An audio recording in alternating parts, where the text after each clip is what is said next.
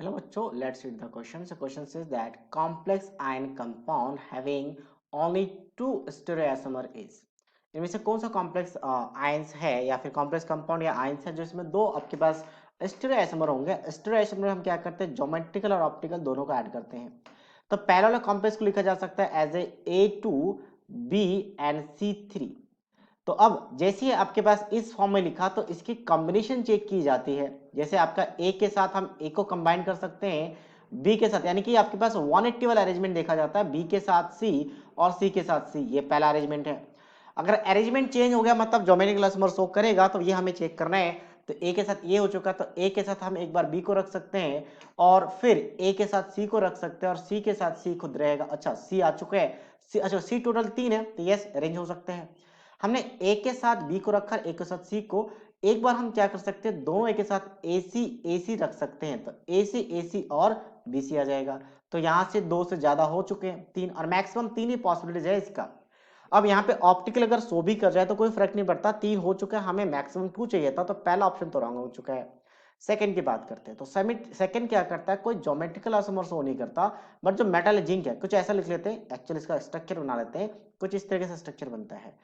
और अगर मैं इसका एक ट्रिक की बात करूं, अगर ऑक्टेटल कॉम्प्लेक्स है जहां पे ग्लाइकोमेट है, तो ग्लाइकोमेट में क्या होता है आपके पास, इसका ये बाइडेंडेड लिगेंड है, अच्छा सॉरी टू है ना, तो बाइडेंडेड लिगेंड है तो चार नहीं आएंगे, दो ही आएंगे। तो बाइडेंडेड लिगेंड्स में ये ई एन और जी एल वाई कुछ इस तरीके से लिखा जाएगा, जी एल वाई और जी एल वाई।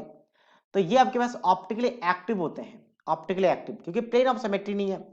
तो ऑप्टिकली एक्टिव अगर होंगे तो इसका डीएल मिक्सचर बनेगा, ये डी है तो इसका एक एल फॉर्म भी बनेगा, ठीक है। तो ऑप्टिकली एक्टिव बनाएंगे यहाँ पे डीएल मिक्सचर बनेगा तो दो आइसोमर बनेंगे जैसे इसका मेरी इमेज, तो that means option B match कर रहा है यहाँ पे। नेक्स्ट हम बात करते हैं यहाँ पे, अगर मैं सी की बात करूं तो सी का अरेंजमेंट कैसा लिखा जा सकता है कि मेटल के साथ एक बी आर आ गया, मतलब ए, सी एल के लिए सी, सी एन के लिए अच्छा सी एल के लिए बी, इसके लिए सी और यहाँ पे डी, तो A B C D type का है।